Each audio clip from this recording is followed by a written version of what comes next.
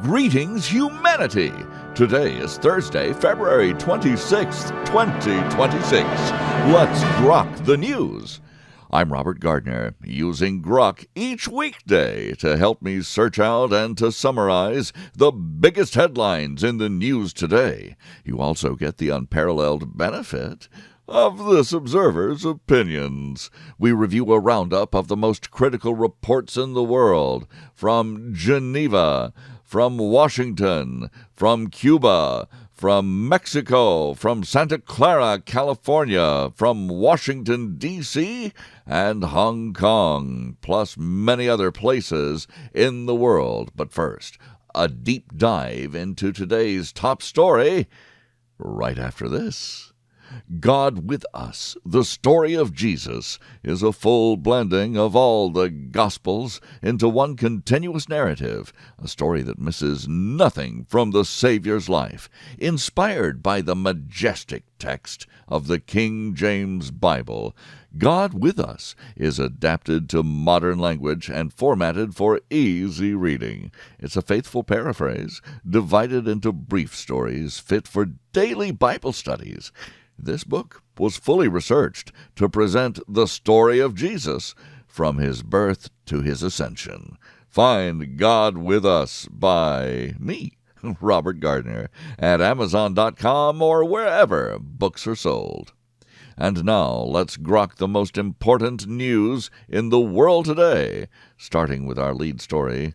Dateline, Geneva, Switzerland.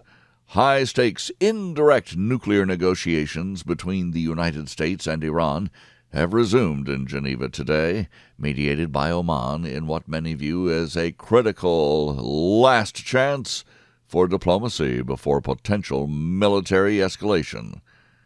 This observer does not monger for war, but he does hope this actually is the last round of diplomacy with these terrible people.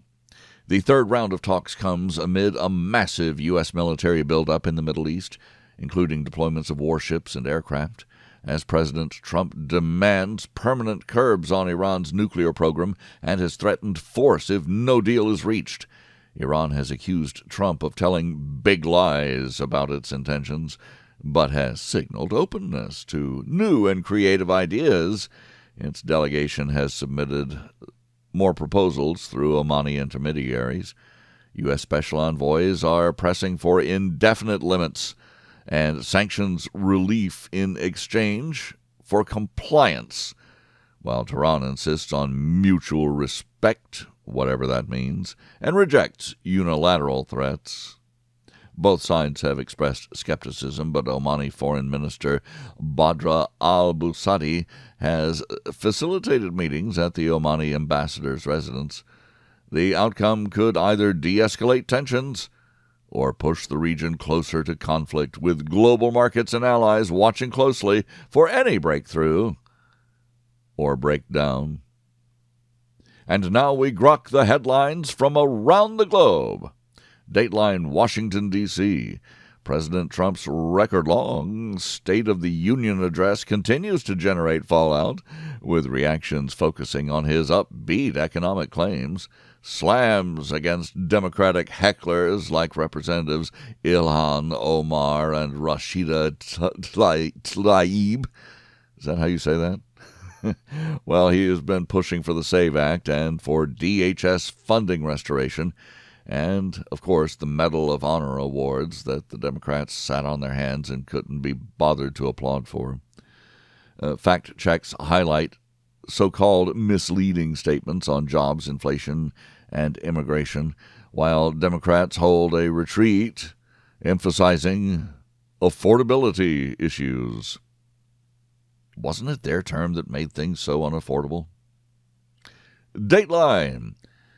Off of Villa Clara province in Cuba, Cuban border forces shot and killed 4 Cuban nationals who were living in the U.S. They were aboard a registered speedboat that allegedly entered international waters, opened fire first, and attempted infiltration for terrorist purposes. Well, that's the official story out of Cuba. 6 others were wounded in the exchange. U.S. officials are gathering information amid rising tensions.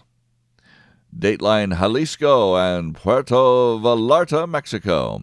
The Jalisco New Generation cartel has unleashed widespread violence, including attacks, blockades, and arson across multiple states in Mexico, following the killing of leader El Mencho, turning areas like Puerto Vallarta into war zones with high casualties and prompting tourist safety alerts.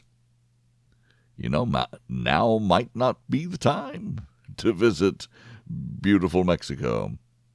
Dateline Santa Clara, California. Nvidia reported blockbuster fiscal 2026 results with record annual revenues of $215.9 billion. That's up 65% year over year, driven by surging AI and data center demand, sparking a relief rally in Asian shares despite ongoing concerns about an AI market bubble. Dateline Washington, D.C., and various places across the United States. Fallout from the Jeffrey Epstein files continues, with Harvard's Larry Summers finally stepping down amid scrutiny over his ties to the human trafficker, claims of withheld FBI documents, and upcoming depositions for figures like Bill and Hillary Clinton in the mix, alongside related arrests and investigations. It's just the gift that keeps on giving. Dateline Hong Kong. A court there in Hong Kong has actually overturned the fraud conviction of pro-democracy media tycoon Jimmy Lai in a rare legal victory amid broader scrutiny of politically charged cases in the territory. Well, that's hopeful. Dateline Geneva and Kiev. U.S. and Ukrainian officials held talks in Geneva on reconstruction and support, even as Russia launched fresh missile and drone strikes on Kiev and other cities, injuring dozens, escalating the ongoing conflict. The headline writers love that word, escalating. How much more can it be escalated? One wonders, before it becomes a world war. Seems to me like it's been pretty stable now for a few years. Dateline Pyongyang, North Korea. The dear leader of North Korea, Kim Jong-un, stated that relations with the United States could improve, depending on Washington's attitude, while warning of destruction if threatened, leaving the door open for potential dialogue. I guess that's how you speak diplomatese. Dateline Jerusalem. During a historic visit, Indian Prime Minister Narendra Modi addressed Israel's Knesset, firmly backing Israel and stating no cause justifies the killing of civilians, while strengthening defense and technology ties. That's bigger news than it sounds like, folks. Dateline Budapest. Hungarian Prime Minister Viktor Orbán has intensified accusations against Ukraine over oil transit via the Druzhba pipeline, and they vetoed an EU loan to Kiev, further straining relations with not only Ukraine, but with the rest of globalist NATO. Dateline Tel Aviv. A former IDF general warned exclusively that Iran may arm missiles with chemical warheads, asserting that only a massive preemptive strike remains a viable option to counter the threat. This observer agrees completely. Dateline Beijing. German Chancellor Merz concluded his first trip to Beijing, focusing on deepening cooperation and addressing trade imbalances with China amid efforts to boost economic ties. Dateline, the United States East Coast. Well, the Atlantic coast is digging out from a record February snowstorm that caused thousands of flight cancellations and widespread travel disruptions. It's still a problem in the region. Dateline Quneitra, Syria. Israeli forces conducted a military incursion into Syria's Quneitra region near the Golan Heights, heightening tensions in the area.